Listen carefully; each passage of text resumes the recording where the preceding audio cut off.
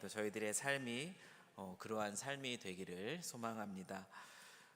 오늘 우리에게 주시는 말씀은 전도서 4장 우리 1절부터 12절까지 말씀입니다. 전도서 4장 1절부터 우리 12절까지 말씀이에요. 수요 기도회 때는 무슨 주제를 가지고 말씀을 나누는가? 이번 시작은 함께라는 주제를 가지고 우리 말씀을 나누겠습니다. 우리 전도서 4장 1절부터 우리 12절까지 말씀이고요. 저와 여러분이 한 절씩 교독하시겠습니다. 내가 다시 해 아래에서 행하는 모든 학대를 살펴보았도다. 보라, 학대받는 자들의 눈물이로다. 그들에게 위로자가 없도다. 그들을 학대하는 자들의 손에는 권세가 있으나 그들에게는 위로자가 없도다.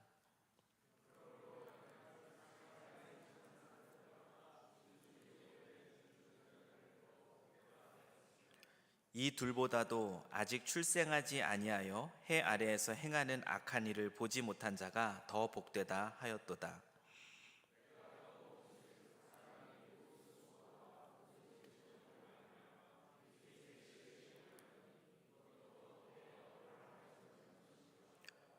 우매자는 팔짱을 끼고 있으면서 자기의 몸만 축내는도다.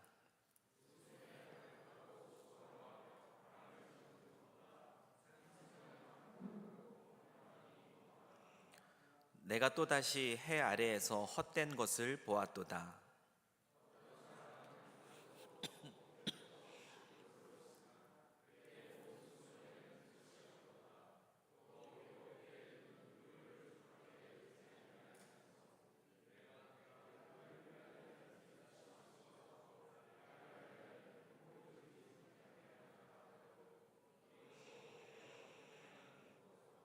두 사람이 한 사람보다 나음은 그들이 수고함으로 좋은 상을 얻을 것임이라.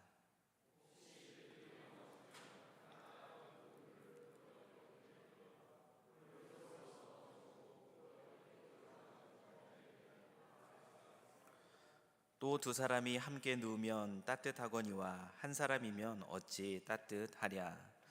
한 사람이면 패하겠거니와 두 사람이면 맞설 수 있나니 세 겹줄은 쉽게 끊어지지 아니하느니라.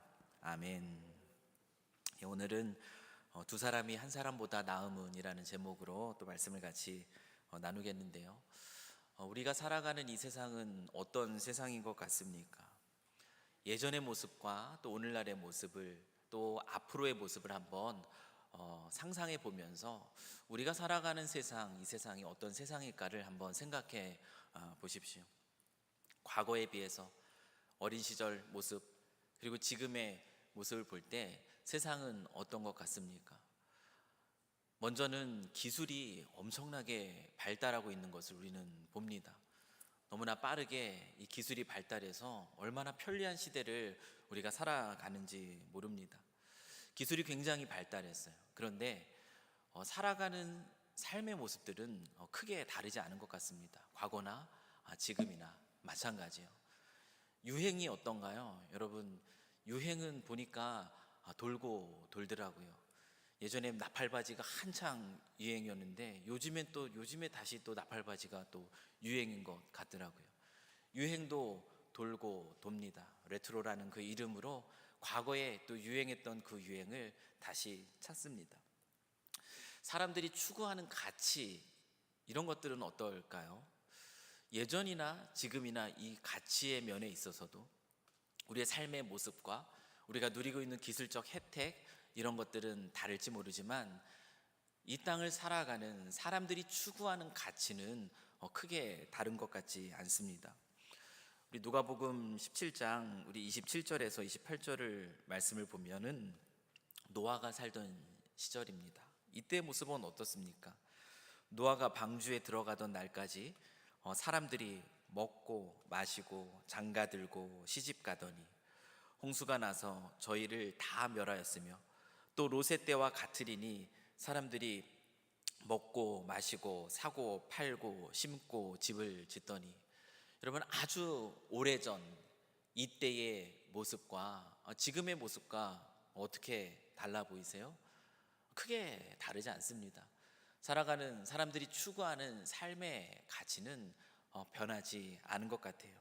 과거에도 먹는 것 좋죠. 마시는 것 즐거운 일입니다.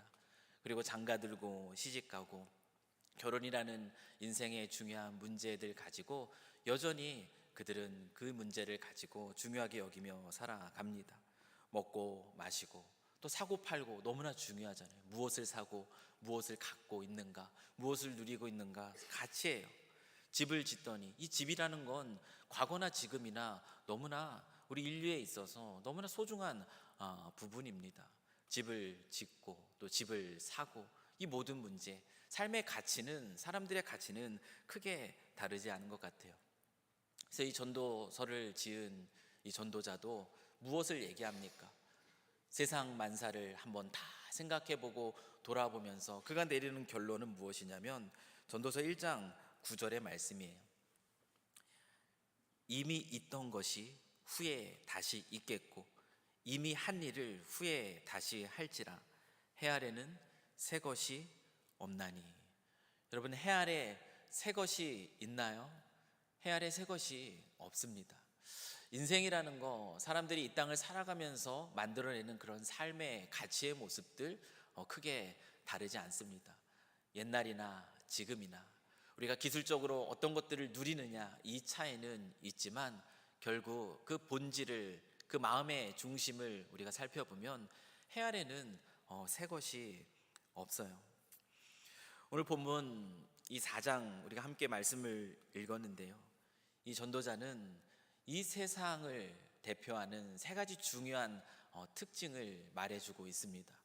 그런데 이 전도자가, 이 솔로몬이 이 글을 쓸 때의 그때의 모습이나 지금 우리가 살아가는 이 시대의 모습이나 이 세상 안에서 발견되는 이 세상의 이 세 가지 특징은 다르지 않은 것 같습니다. 전도자가 말하는 이 세상의 특징은 어떤 특징인가요? 먼저는 위로자가 없다라고 이야기를 하고 있어요. 위로자가 없습니다. 대표적으로 전도자가 학대받는 자들의 이야기를 시작하고 있습니다. 학대받는 자의 이야기들을 이야기하면서 두 번이나 한탄합니다. 위로자가 없도다. 위로자가 없도다.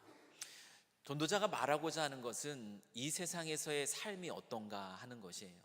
삶이라는 것이 얼마나 고단한가, 얼마나 고통스러움이 가득한 수고로운 것인가, 그것을 학대받는 자의 아주 극단적으로 보여지는 이 예지만 이 예를 통해서 삶의 고단함을, 삶의 수고로움을 이야기합니다.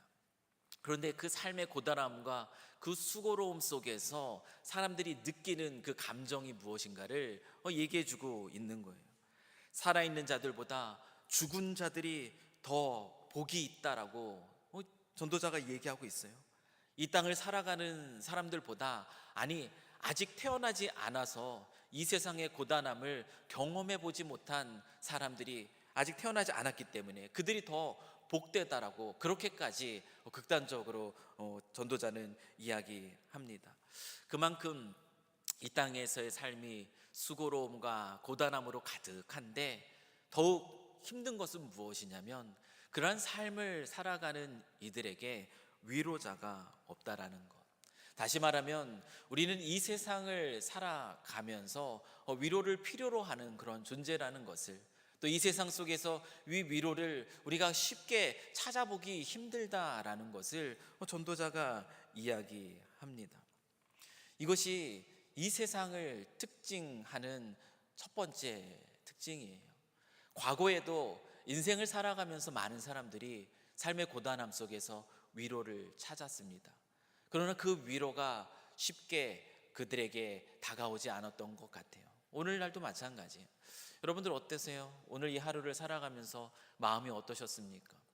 여러분, 위로받고 싶다라는 그 마음 속에 그렇게 어쩌면 또 오늘 이 하루를 또 시작하고 또 오늘 이 자리에 혹시 오시지는 않았을까요?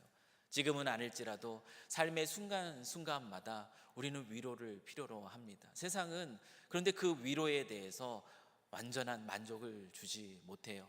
우리가 살아가는 삶의 자리에 우리는 위로가 필요한 그런 세상을 우리는 살아가고 있습니다. 예전에 제가 저희 아이 얘기를 한 적이 있는데요, 잠깐 여기서 다시 이야기를 하면, 제가 분주하게 이 젊을 때에 아주 치열하게 그 사역을 하면서 그렇게 삶을 보내고 있을 그때에 어린 그 막내를 안아서 또 그 아이를 토닥토닥 해줬을 그 기억이 있습니다. 제가 그때 느꼈던 감정이에요. 제가 그 아이를 안고, 얼마 되지 않은 아이입니다. 그리고 이렇게 토닥토닥 두들겨 주는데 그때 처음으로 깨닫았어요. 그 아이가 저를 따라서 제 등을 토닥토닥 두들겨 주는데 그때 눈물이 팡 돌더라고요. 내가 분주하게 아주 열심히 치열하게 이 삶을 살아가고 있는데 그 작은 아이의 그 토닥거림이 제 마음을 확 녹아들게 만들었습니다. 나는 괜찮아, 난 이렇게 살아가고 있어 했는데 나에게 위로가 필요했구나, 나도 그와 같은 위로를 필요로 하는구나, 그런 세상을 나도 살고 있었구나.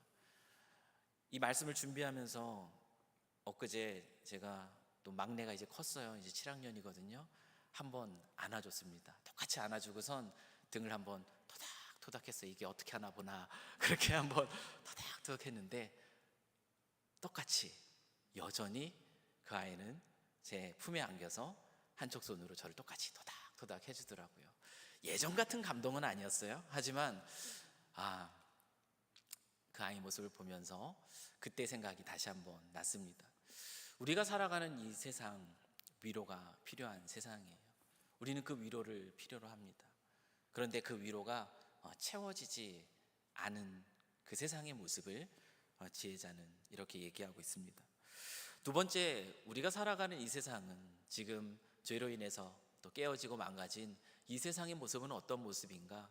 지혜자는 마음의 평온을 찾기 힘든 곳이다 라고 오늘 말씀에서 이어서 얘기합니다.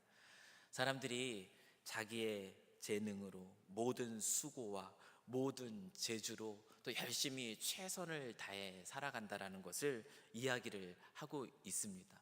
그런데 그 결과가 무엇이죠?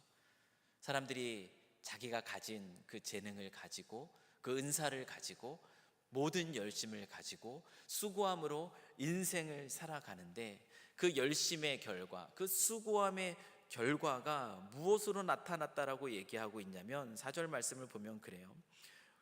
내가 또 본즉 사람이 모든 수고와 모든 재주로 말미암아 이웃에게 시기를 받으니 이것도 헛되어 바람을 잡는 것 같다. 하나님이 나에게 주신 은사를 가지고 수고하며 살아갑니다. 열심히 살아가요.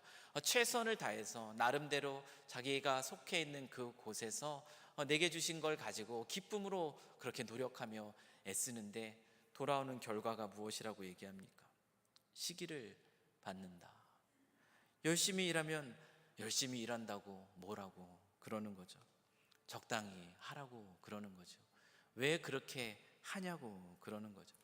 세상은 튀지 않는 것이 지혜인 것처럼 그렇게 얘기할 때가 참 많이 있습니다. 여러분, 이런 세상은 어떤 세상일까요? 튀지 않는 것이 지혜임을 말하는 세상. 여러분, 그런 데는 군대예요. 군대 가면 그러거든요. 튀지 말아라. 그냥 적당히 남들 하는 것만큼 그렇게 하다가 제대하라. 이게 군대의 모습이거든요. 우리가 사는 세상이 그런 모습이라면 그런 곳에 무슨 소망이 있겠습니까? 내게 주신 하나님의 비전 무슨 의미가 있겠어요? 열정 무슨 의미가 있겠습니까? 열심, 그것이 무슨 의미가 있겠어요? 최선을 다하고 열심을 다하고 애쓰고 수고하고 어려움도 극복하며 그렇게 노력하지만 돌아오는 것은 시기라고 얘기해요. 축하해 주고 격려하고 함께 박수쳐 주기보다는 시기하고 비방하고, 그래서 내 수준으로 끌어내려야지, 아니 나보다 조금은 그래도 낮았으면 더 좋겠고, 그래야 마음이 평안해지는 세상의 모습. 지혜자는 그 모습을 이야기합니다. 반대로 내가 그렇게 살면 뭐해? 그러니까 또 반대로 어떤 그런 반응이 나타나겠어요? 그렇게 열심히 할 필요 없어, 아무것도 하지 말자. 아무것도 안 하는 우매한 자의 모습을 이야기합니다. 팔짱을 끼고 해봤자 무슨 의미가 있는가? 그런 삶은 어떻다고 해요? 이렇게 자포자기하거나 아니면 사람들의 그러한 시선 때문에 자기가 마땅히 할 수 있음에도 불구하고 그 일들을 걸어가지 않는 인생은 또한 이 세상에서의 생존이 불가능합니다. 자기 몸을 축낸다, 자기 살을 파먹는다, 그런 얘기하고 있어요. 삶의 궁핍이 찾아옵니다.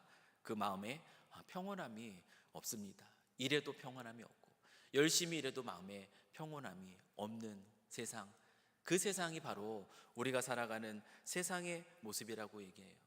이때의 모습도 그래요. 지금도 크게 다르지 않은 것 같습니다. 우리가 살아가는 이 세상은 이 전도자가 이야기하는 것처럼 위로자가 없는 세상, 마음의 평온을 찾기 힘든 세상, 그렇게 얘기하고 있는데 여러분은 이 세상을 살아가면서 어떻게 느끼십니까? 우리가 살아가는 이 현대 사회, 기술의 발달로 많은 것들을 누리면서 살아가는 이 시대 속에서도 우리는 동일함을 경험하지 않습니까? 우리 곁에도 위로자가 없다. 우리 곁에도 이 땅에서의 삶을 살아가면서 많은 사람들이 있는 것 같지만 그 안에서 더불어 살아가며 내 마음에 평온이 없다. 도대체 내가 어떻게 살아가야 될까? 이렇게 살면 이렇다고 뭐라 그러고, 이렇게 살면 또 이렇다고 뭐라 그러는 이 평온함이 없는 세상이에요. 그런데 더 심각한 문제가 있습니다. 전도자는 세 번째 이 세상의 특징을 얘기하는데 실제로 그 삶이 외롭다라는 거예요. 아들도 없고 형제도 없고 홀로 살아가는 이의 모습을 8절에서 그려주고 있어요. 열심히 수고하고 애쓰지만 그 수고의 열매를 함께 나눌 수 있는 사람, 그 수고의 기쁨을 함께 나눌 수 있는 사람이 없다는 것을 이야기합니다. 이 모습은 단순히 정말 육체적인 자녀가 없고 육체적인 형제가 없는 그 사람을 얘기하는 것이 아니라 이 땅을 살아가는 이 삶의 자리에 살아가는 모든 사람들이 그 삶 속에서 이러한 외로움을 가지고 살아간다라는 것을 강조하는 것입니다. 위로가 필요한 세상을 우리가 살아가고 있어요. 마음의 평온이 필요한 그런 세상을 살아가는데 없어요. 그 위로와 평안도 찾을 수 없고 정말 이 함께함의 즐거움을 나눌 수 있는 사람조차 없습니다. 삶이 너무나 외롭다라는 것을 이 전도자가 이야기하고 있다라는 거예요. 수많은 사람들이 주변에 있는 것 같아요. 그런데 그 가운데 외로움을 느낄 때 여러분, 이것보다 치명적인 마음의 고통이 없습니다. 많은 사람들이 제일 힘들어하는 것 중에 하나가 무엇이냐면 군중 속의 고독이에요. 아는 사람들이 많이 있는 것 같아요. 그런데 그 안에서 정말 자신의 마음을 나눌 수 있는 사람이 없다라는 거예요. 자신의 수고와 기쁨을 나눌 수 있는 사람이 없다라는 거. 그럴 때 느끼는 것, 이 군중 속의 고독, 그 외로움, 그것을 견디는 것 정말 쉽지 않습니다. 예전에 그 노랫말이 있어요. 이런 모습은 지금의 모습뿐만 아니라 시대를 지나면서 늘 사람들이 경험하는 그런 모습입니다. 예전에는 수첩, 지금은 핸드폰에 전화번호 쫙 목록이 뜨지만 예전엔 전화번호 수첩에 전화번호부를 들고 다녔습니다. 거기에 이름을 다 적어서 누구 이름 몇 번 번호를 적습니다. 그런데 노랫말 가사 중에 그런 게 있어요. 전화번호를 다 뒤져보는데 전화할 수 있는 사람 한 사람이 없는 거예요. 나랑 관련이 있는 수많은 사람들이 있는데 내가 마음을 터놓고 얘기할 수 있는 그 한 사람이 없는 것, 그것을 노래하는 한 가수의 그런 이야기를 들으면서 참 마음이 공감했던 기억이 있습니다. 우리가 살아가는 이 세상을 특징하는 그 한 말은 외로움입니다. SNS가 발달됐죠. 수많은 사람, 일촌, 예전엔 이렇게 친구 수백 명이 돼요. 수많은 사람들이 있는데 여러분 어떻습니까? 외롭습니다. 그 많은 외로움들, 그 마음의 외로움들을 채우기 위해서 어쩌면 더 많은 것으로 누군가를 친구 삼는 것처럼 하지만 결국 그곳에서 외로움을 경험한다라는 거예요. 우리가 살아가는 세상의 모습은 이런 모습입니다. 과거에 이 솔로몬이 살고 있었던 이 시대의 모습도 마찬가지고요. 우리가 살아가는 이 시대의 모습도 크게 다르지 않습니다. 위로자가 없습니다. 마음의 평온함을 찾기가 힘듭니다. 그리고 외로움 가운데 있습니다. 전도자가 이 세상의 이 모습을 우리에게 들려주고 있는 이유가 무엇이겠어요? 진정한 전도자가 하고 싶은 얘기는 그거예요. 우리의 마음속에 필요로 하는 그 위로 누가 채워줄 수 있는가? 우리의 마음의 이 평온함을 누가 줄 수 있는가? 외로움 가운데 살아가는, 아닌 것처럼 살아가는 우리의 마음의 그 외로움을 누가 달래줄 수 있는가? 그것은 오직 하나님으로부터 가능하다라는 그 사실을 전도자는 이 말씀을 통해서 우리에게 들려주고 싶어 합니다. 진정한 우리의 삶의 위로자가 되시는 분 하나님이시다. 진정으로 우리의 수고 가운데 기뻐하고 우리의 모습을 있는 모습 그대로 용납해 주며 그 걸음을 걷게 하는 것을 지켜보는 것 즐거워하시는 분, 우리의 마음에 평온함을 주시는 분 바로 하나님이시라는 것.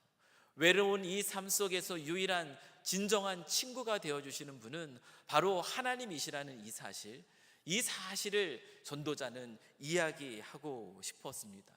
그래서 세상이 어떠한 모습인가를 우리에게 그렇게 들려주고 있는 거예요. 저에게도 마찬가지입니다. 이때의 모습이나 지금의 모습이나 똑같은 이 시대를 살아가는 저희들이 누구를 찾아야 되는가? 마음의 평화, 마음의 위로, 마음의 외로움을 달래줄 그 존재가 어디에 있는가? 오직 하나님 그분으로부터 그와 같은 것들이 부어진다라는 사실을 전도자는 우리에게 선포하기 위해서 오늘도 이 이야기를 우리에게 들려주고 있다라는 겁니다.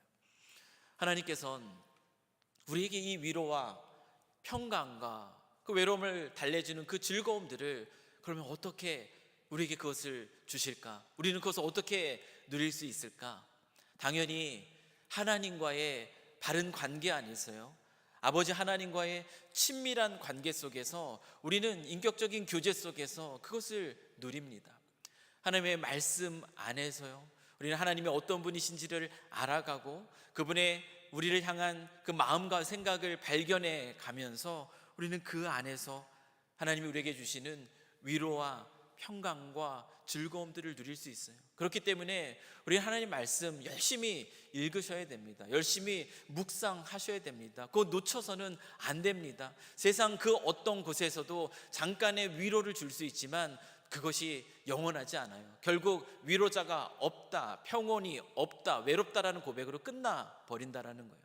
하나님 말씀 앞에 서야 돼요. 기도하셔야 됩니다.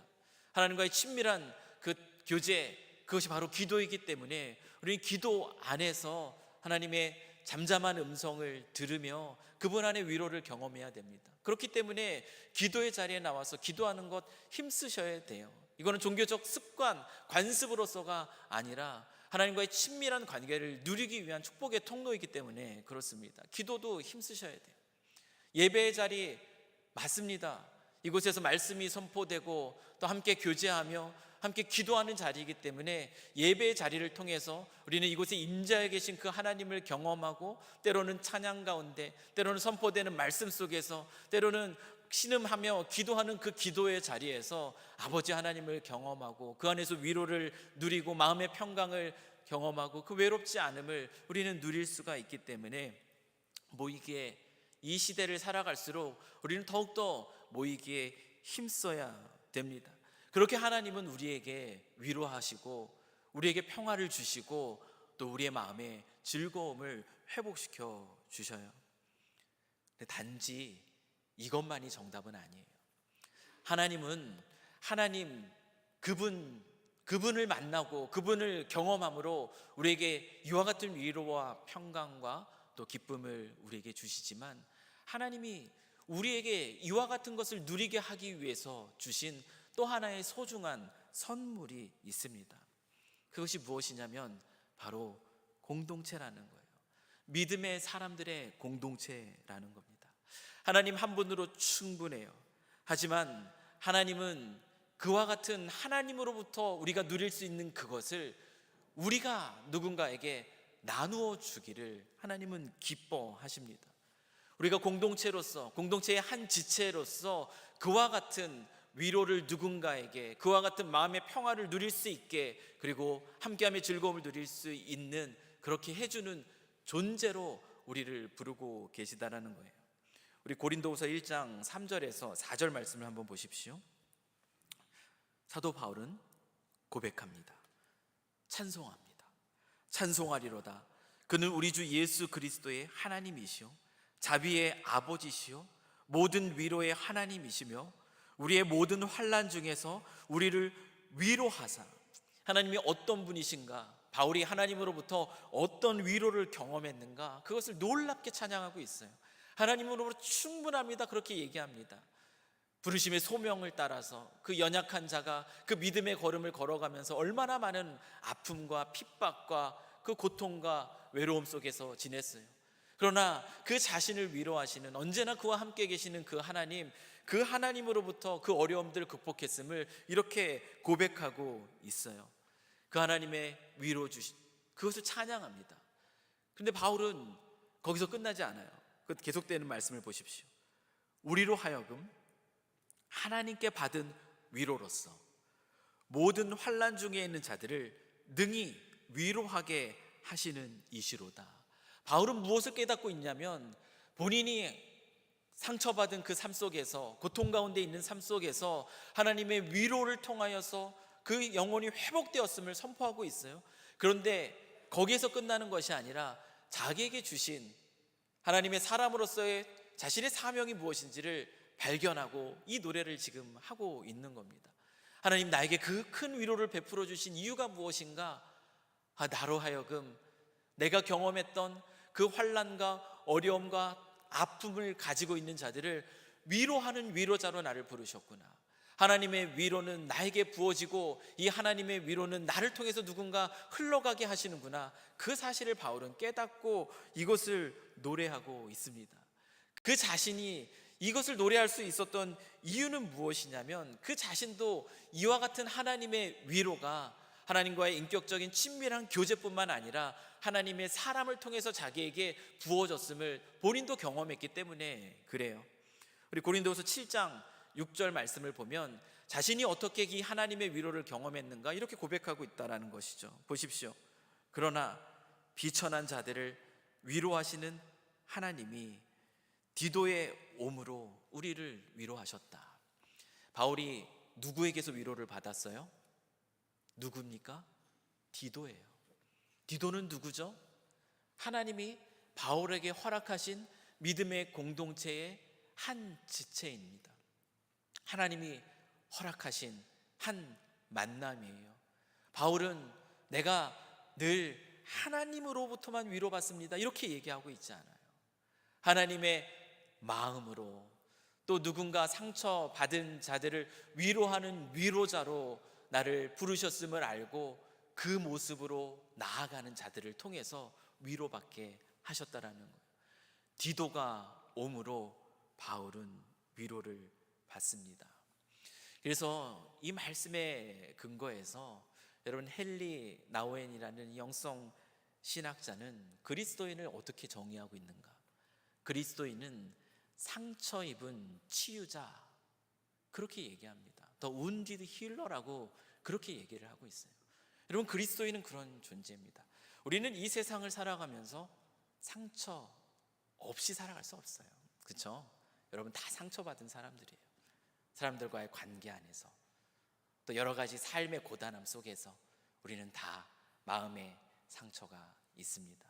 그런데 하나님은 우리를 위로하세요. 하나님의 위로로 우리를 회복시켜 주시고, 그리고 우리로 하여금 누군가의 위로자가 되게 하십니다. 상처받은 치유자, 그게 바로 우리 그리스도인의 또 다른 정체입니다. 우리의 사명이에요. 하나님의 위로는 이렇게 공동체를 통해서 다른 이들에게 흘러갑니다. 공동체는 제가 계속 얘기하지만 양날의 검처럼 느껴지죠. 위로가 되기보다는 내가 공동체에서 받은 상처가 얼마나 더 큰데, 그게 우리가 하고 싶은 이야기잖아요. 그런데 그럼에도 불구하고 하나님의 계획은 하나님 당신 한 분으로 우리는 충분하지만 하나님의 계획은 그럼에도 불구하고 공동체입니다. 보이지 않는 그 하나님을 보여주는 공동체, 진실한 공동체, 연약하지만 자라가는 공동체, 그래서 소망 없는 이 시대 속에 소망이 되어가는 공동체. 여러분, 하나님의 계획은 공동체예요. 전도자는 이야기합니다. 이 세상이 어떤 세상인가? 그래서 이 세상에서 우리는 어떤 삶을 살아갈 수밖에 없는가? 그러면서 전도자는 공동체를 노래해요. 두 사람이 한 사람보다 나음은. 여기서 두 사람은 숫자적으로 두 명만 얘기하는 것이 아니라는 거 여러분 다 아실 거예요. 이 두 사람은 공동체를 이야기합니다. 함께 이루고 있는 공동체를 이야기하는 거예요. 두 사람이 한 사람보다 나아. 전도자가 얘기합니다. 두 사람이 수고함으로 우리는 좋은 상을 얻을 수 있어. 우리가 함께 노력하고 함께 애쓰고 함께 힘쓸 때 더 좋은 열매를 우리가 함께 누리게 된다는 거예요. 두 사람이 함께 있으면 쉽게 넘어지지 않아. 두 사람이 함께 있으면 사랑이 식어진 이 시대 속에서 우리는 따뜻함을 경험할 수 있어. 두 사람이 함께 하면 이 영적인 전투 안에서 우리는 맞서 싸움으로 승리할 수 있어. 전도자가 얘기하는 것이 바로 공동체예요. 하나님의 계획인 이 한 사람과의 이 만남, 또 다른 한 사람과의 만남 가운데 믿음 안에서 이루는 이 공동체, 이 공동체를 전도자는 이야기합니다. 사랑하는 성도 여러분, 2024년이 이렇게 시작이 되었습니다. 금방 2025년이 시작되었습니다. 제가 그런 얘기가 할 때가 금방 올 거예요. 올 한 해 우리가 어떠한 마음을 가지고 어떠한 기대를 가지고 이 한 해를 시작했으면 좋겠는가?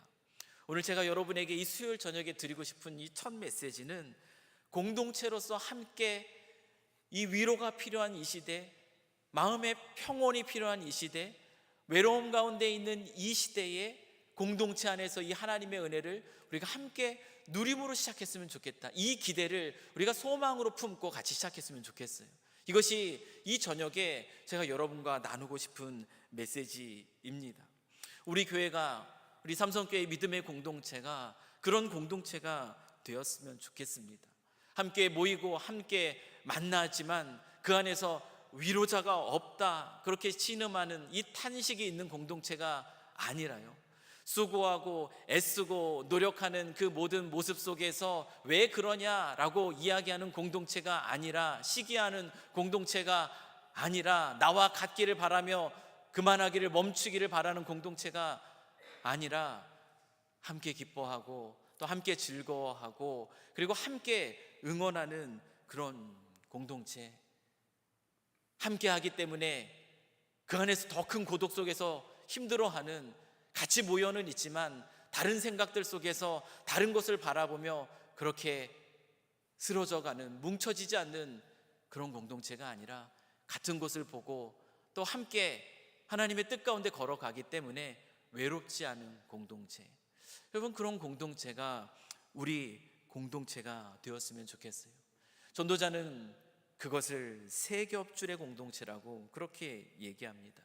함께하기 때문에 끊어지지 않는 공동체, 이 세상에서 함께 정말 믿음을 지켜나가는 공동체, 함께 선한 일에 수고하고 애쓰며 그 열매를 우리가 같이 맛보며 누리는 공동체, 함께 위로하고 함께 격려하며 그렇게 쉽게 넘어지지 않도록 늘 시선을 떼지 않고 때로는 지켜봐주고 때로는 기다려주고 때로는 가서 손잡아주며 그렇게 갈 수 있는 그런 공동체, 함께 축복하고 또 함께 아파해주면서 외로움이 어딨어, 이 세상 속에서 나에게 이렇게 따뜻한 그런 공동체가 있는데, 그런 간증이 이루어지는 공동체, 여러분 그런 공동체를 함께 꿈꿨으면 좋겠고, 여러분이 그와 같은 공동체의 큰 유익을 이 안에서 함께 누렸으면 좋겠습니다. 여러분, 한 교회에 새 가족이 오면은 정착하게 되는 그 과정까지 몇 명의 만남이 있으면 통계적인 거예요. 결과론적으로 얘기하지만 적어도 6명의 만남이 있으면 새 가족이 그 공동체에 잘 정착을 한다라고 해요. 여러분, 누군가 많은 이들이 하나님을 찾아서 우리 공동체로 옵니다. 위로가 필요해서 오시는 분들도 있어요. 마음의 평온이 필요해서 이 자리에 오시는 분들도 있습니다. 외롭기 때문에 오는 분들이 있습니다.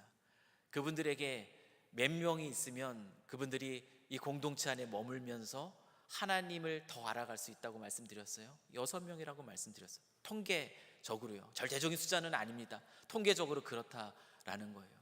근데 이 통계가 우리에게 주는 의미도 큽니다. 여러분, 이런 기대를 가졌으면 좋겠어요. 우리 공동체 안에 이 세상 안에서 소망이 없기 때문에, 위로자가 없기 때문에, 평온을 주는 이들이 없기 때문에, 외롭기 때문에 하나님 안에 소망이 있는가라고 찾아오는 그 발걸음들, 여러분, 그 발걸음들을 그냥 내버려 두지 않았으면 좋겠어요. 누군가에게 그 6명 중에 한 사람이 여러분이 되기를 소망합니다. 여러분이 그 중에 한 사람이 된다면 그분은 이 세상 속에서 신음하던 자리, 한탄하던 자리에서 하나님 품으로 들어와 이곳에서 하나님을 알아가며, 그래서 진정한 위로가 무엇인지, 하나님이 주시는 진정한 평화가 무엇인지, 하나님과 함께함의 즐거움이 무엇인지를 누리면서 살아갈 수 있게 하는 거예요. 낯선 이들을 환대해주는 그 6명의 한 사람이 기꺼이 되어주기를 소망하는 이들로 가득한 그런 환대하는 공동체가 우리 교회 공동체가 되었으면 좋겠어요. 그렇게 함께 모여서 함께 영적으로 이 시대 속에서 믿음을 지키며 승리하는 공동체, 그런 공동체를 우리가 함께 꿈꿨으면 좋겠습니다. 우리 지난 2023년 송구영신 예배 드리면서 우리 마지막 그 멘트가 함께라서 행복했습니다. 그것 아닌가요? 우리는 한 해 한 해마다 정말 함께라서 행복했습니다. 이 고백으로 한 해 한 해를 마무리했으면 좋겠고, 정말 주님 품에 안기는 그 순간에도 우리는 함께해서 너무나 행복했습니다.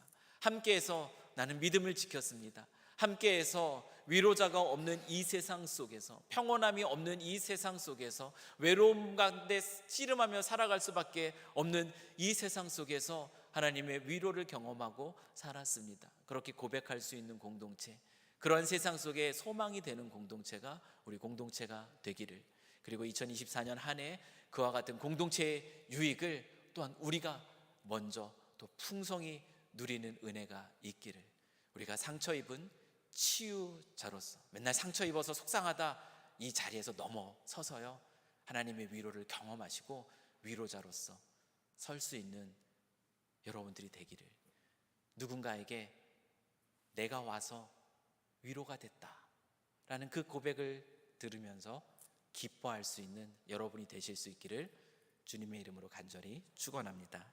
같이 한번 기도하겠습니다. 하나님 아버지,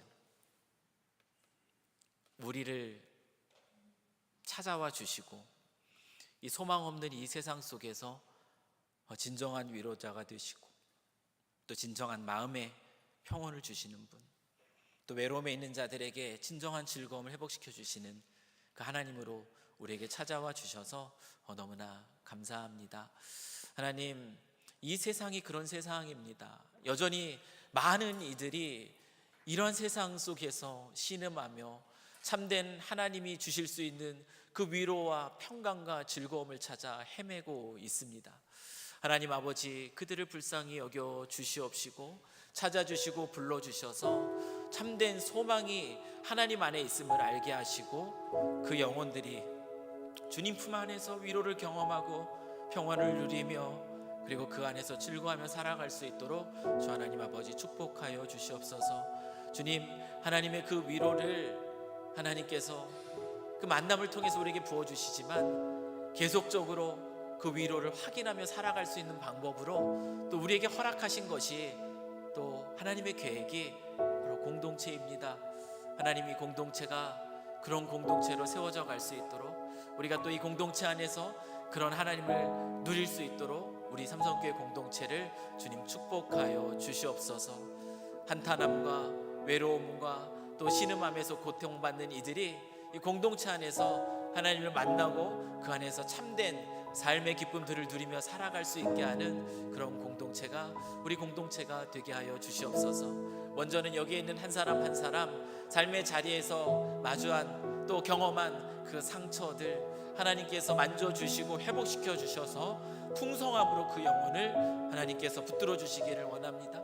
그리고 우리로 하여금 깨닫게 하셔서 주께서 보내시는 이들에게 나아가게 하소서. 상처 입은 치유자로서 하나님께 받은 그 위로로 내가 마주했던 그 상처가 이제는 누군가에게 위로가 되어서 그 자리에 있는 자들 더 큰 위로로 함께 할 수 있는 그 치유자로 저희들을 사용하여 주시고, 그래서 그렇게 우리 교회 공동체가 그런 공동체로 아름답게 세워져 가서 이 세상에 신음하는 이들에게 쉼이 되는 그늘이 될 수 있도록 주님 축복하여 주시옵소서.